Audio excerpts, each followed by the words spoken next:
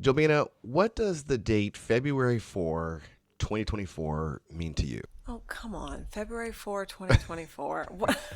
What am I supposed to know about this date? It means nothing. That was the last date we published an episode of One Episode Stand. Ugh. But we're back, baby. We're back. We made it Let's back. start the show.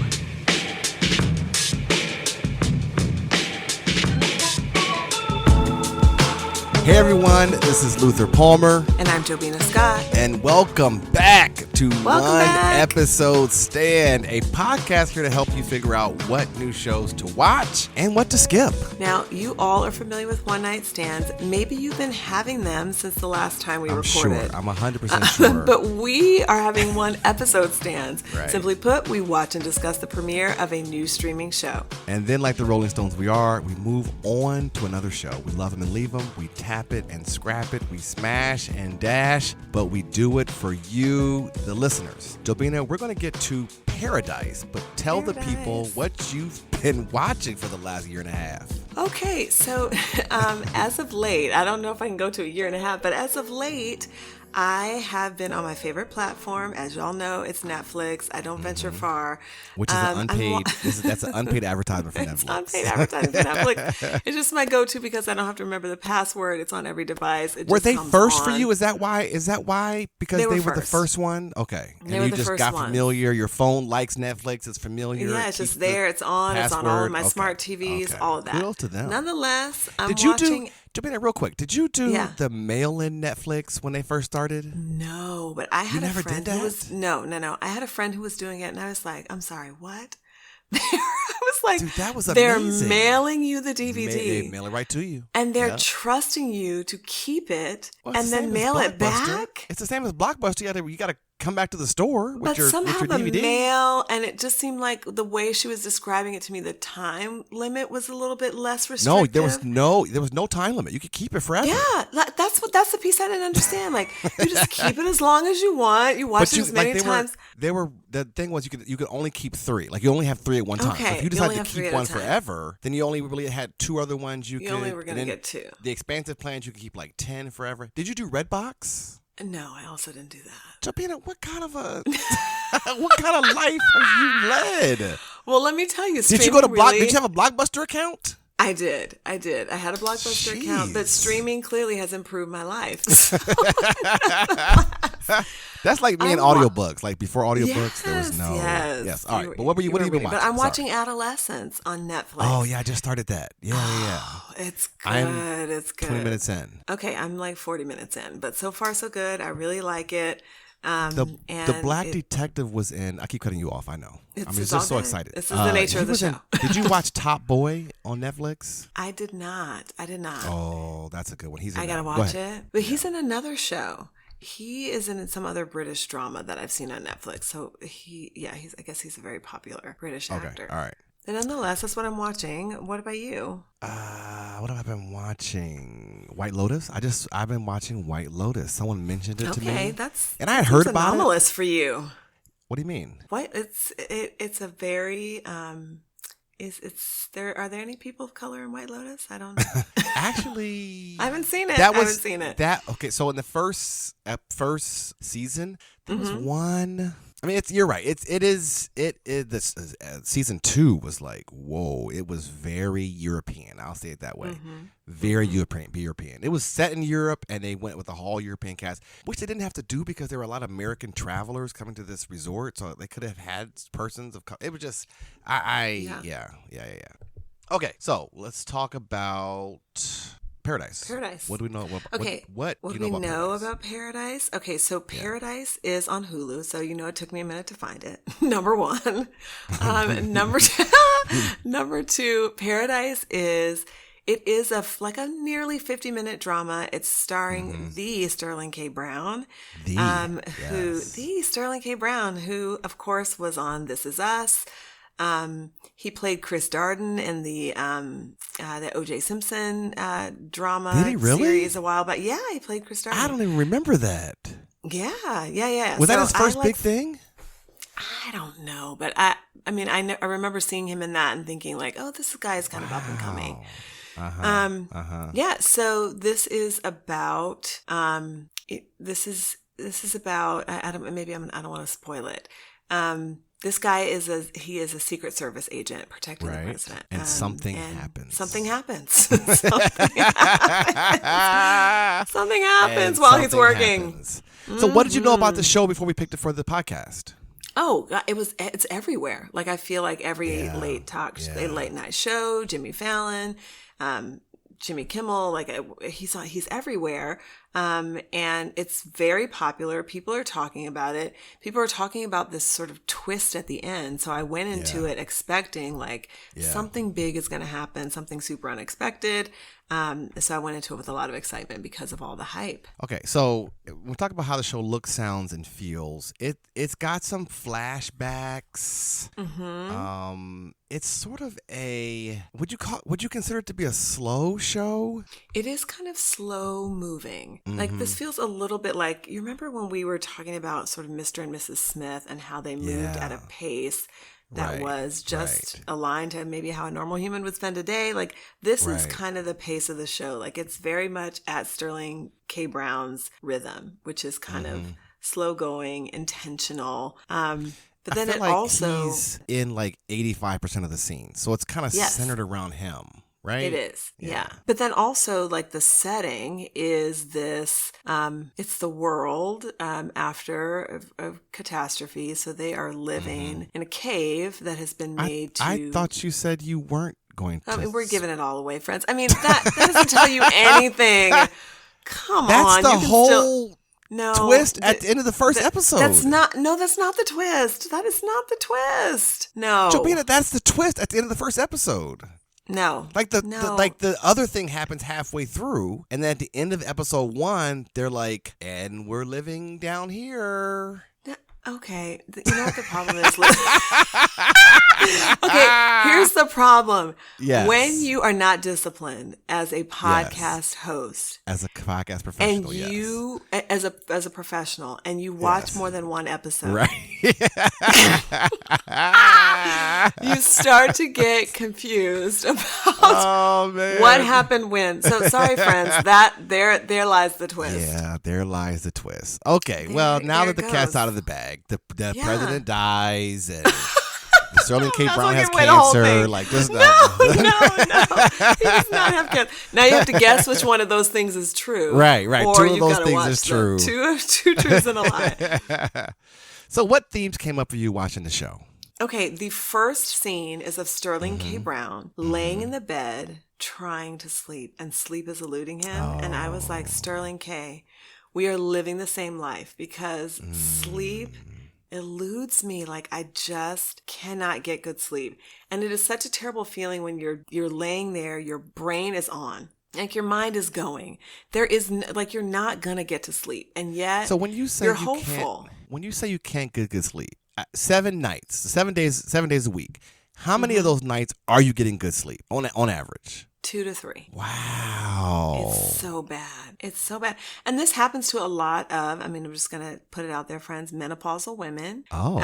Yeah. So were you sleeping 10 years ago? Well, no, because I also had my children late. I had my children late, so no. I really feel like what was your excuse? How far do we have to go back until you got good sleep? Like, did you get good sleep in the womb? Yeah, I'm sure I did.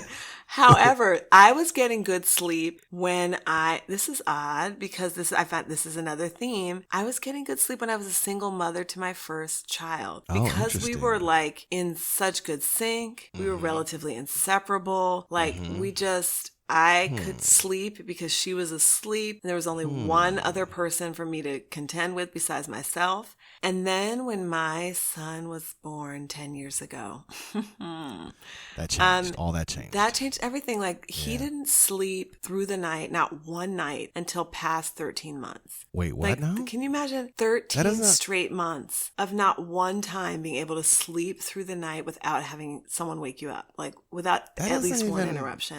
How's that possible? I don't know, but it was my life. And as a result, like, I have since then, so this has been a decade of poor sleep. Wow. Yeah, it's rough. It is rough. So I felt for him when he was laying there, because it's like, you only have 2 hours before you have to get up. You're thinking But see, here's the thing about me, though. Here's the thing about me. Let's say I had a child who woke me up every night. I'm gonna sleep good before they wake me up, and I'm gonna sleep good after they wake me up. Like you can wake me up. Wait, I used to tell my college roommate, you can wake me up. You can have a party in here. I'm going to get my sleep. Period. We are in opposite ends of the continuum, my friend. Like, if someone wakes me up, it's a wrap. I cannot go back to sleep. Right. Yeah. Right. So I felt for him. Have you heard of that thing about, like, a lot of Disney movies have single dads? Have you heard about that? Huh. Disney. Like, well, it's true. I mean, there's a thing about single dads in Disney movies, like. Yeah. Snow White. Well, no, that's not true. But Cinderella. Right. It's a single dad. Finding Nemo. Little Mermaid. There's a lot of Little Mermaid. a lot of single dads for some reason. And here's a show about a single dad. A single dad. Yeah. He's doing it. Like, he seems to be doing well. He does seem to be doing well. Yeah.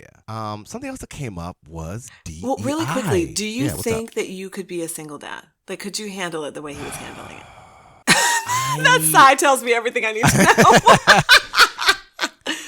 I think, it takes, a lot of this is on the kids, right? Like, even parenting in general. Depends on your kids. Yeah. A lot of this is on the kids. I think my kids wouldn't get a lot, right? That they're getting in a 2-parent household, right? Yeah.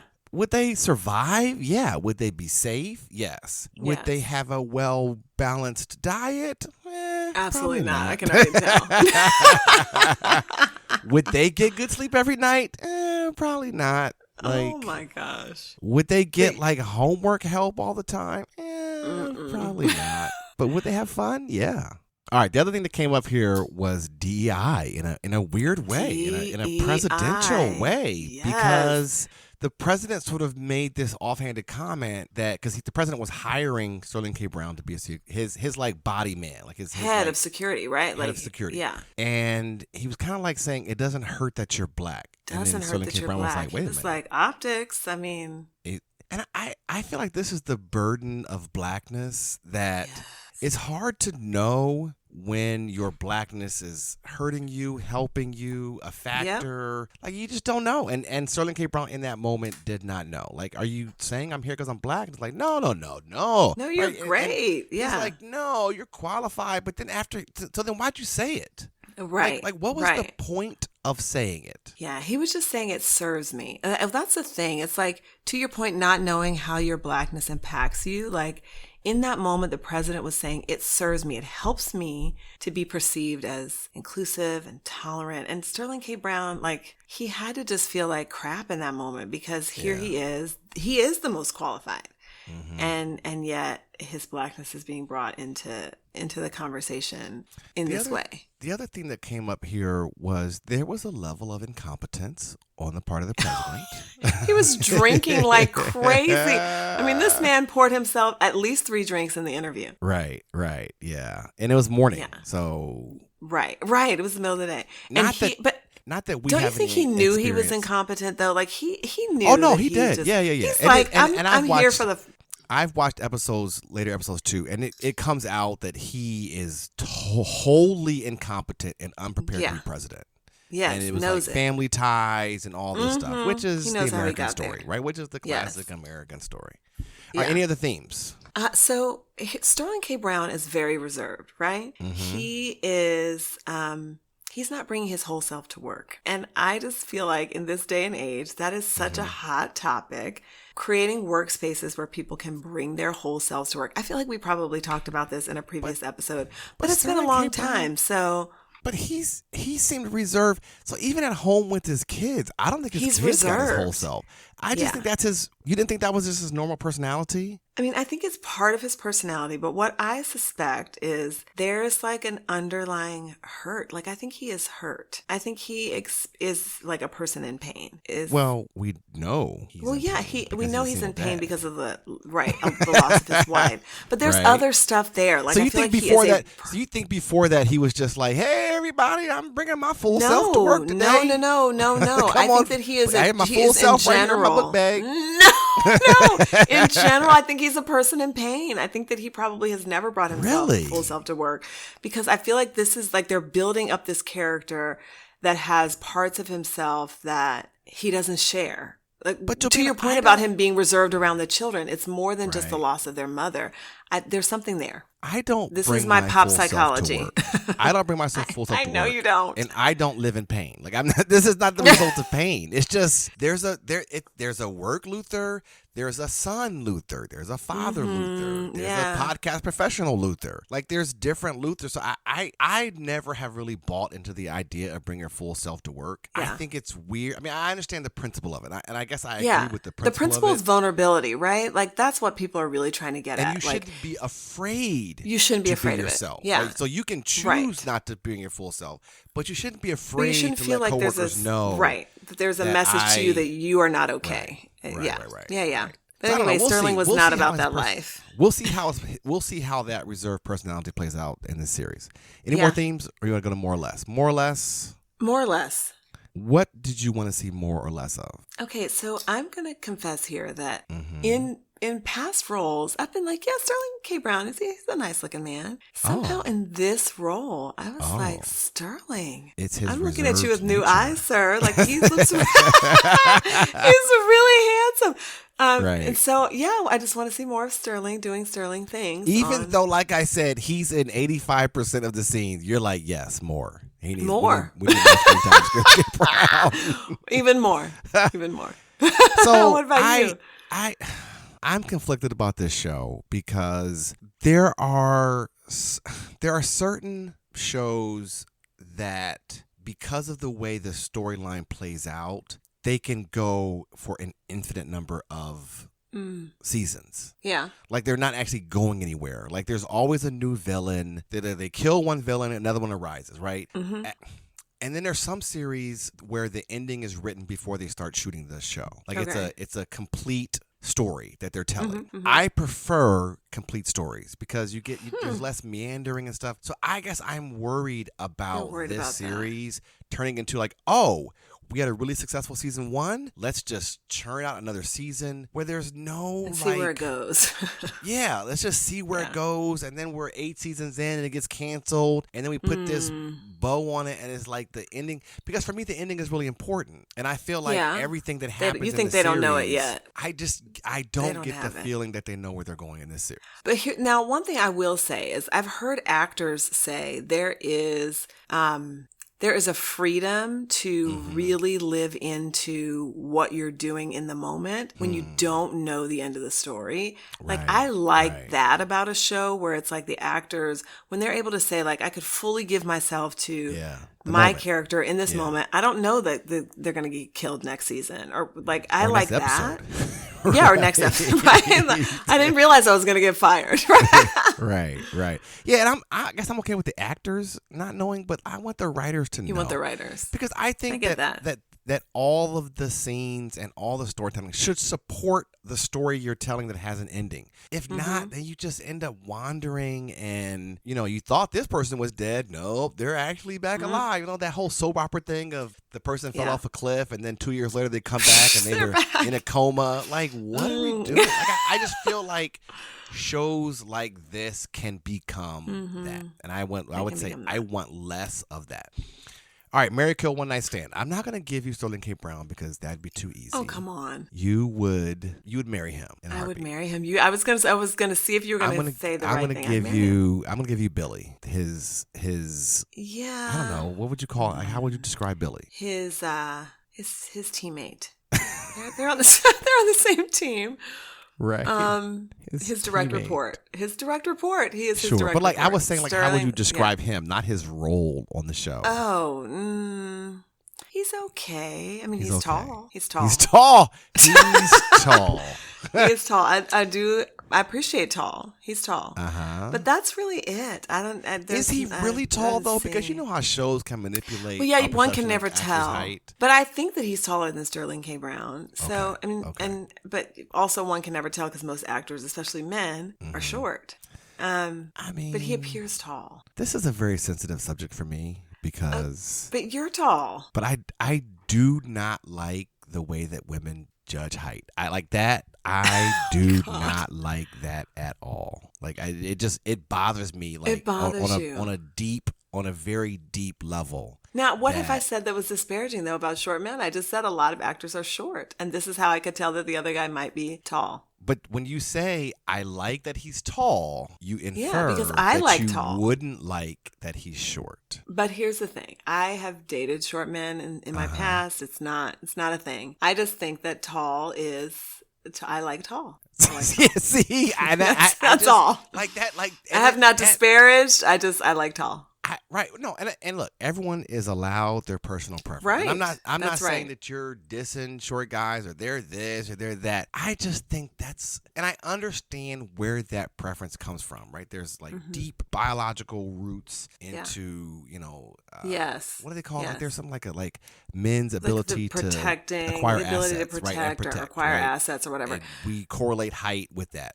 Yeah, but I'm also tall. Like, I'm tall. So, and? I don't know. It's just, you're just thinking about someone who is your commensurate height. Why? Why? So that we can look each other so what? Deep in the eye. Okay, so if he's 6'10", while standing, if he's 6'10", right? If he's 6'10", is that too tall because now you can't look each other in the eye? Yeah, probably. I mean, 6'10" is probably not for me. Y'all women, boy. Whew. But nonetheless, you've given me Billy. I'm gonna have to kill him. What? Yeah. Poor guy.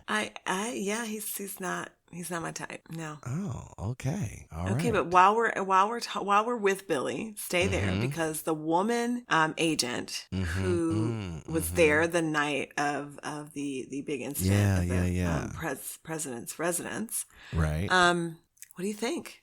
What was her name? Jane? I was gonna say she's a little bit of a plain Jane. They have like super plain names, Jane and Billy. Right.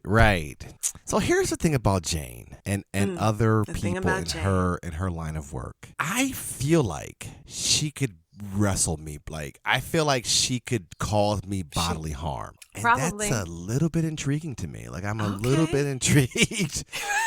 And I also like a woman in uniform. I mean, their uniform is a suit and all that, but like I like some toughness in a woman, and I think you have to be tough to be on the Secret Service. So, I'm gonna one night stand Jane. Okay, I'm gonna do it. All right. Okay, I think we've hit all the things. Jobina, we have. Is this a one episode stand for you, or are you gonna watch wherever you are right now? Are you gonna keep watching, or are you like, I'm good? No, I'm going to keep watching. I'm into it. I like the storyline. Like, I like how they are sort of developing different parts of the story in every episode. Like, every episode is themed. So, yeah, I'm into it. I'm going to keep going.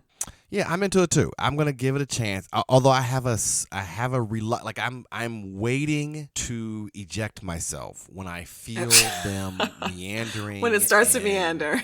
Right, and people coming back from the dead. Like I am waiting for that to happen. So, all right. Thank you all for listening to our return of One Episode Stand. If you enjoyed this episode, you can subscribe to the podcast and be alerted when new episodes drop. Hopefully that will be not in a year and a half. If you are listening on iTunes, please give us a rating. The theme music, which I miss so much, is Freedom by Paradox Hip Hop, and we'll be back next time with another series premiere. Jobina, let's end on this. Every story has a moral.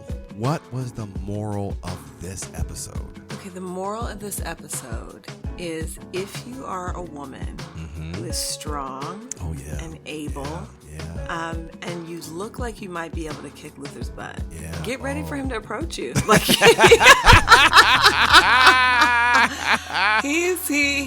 might come and speak to you. That's facts, yo. I don't even have that's the moral. That is the whole moral. No, that is the moral of this episode. All right, y'all. See y'all next time. Bye, everybody.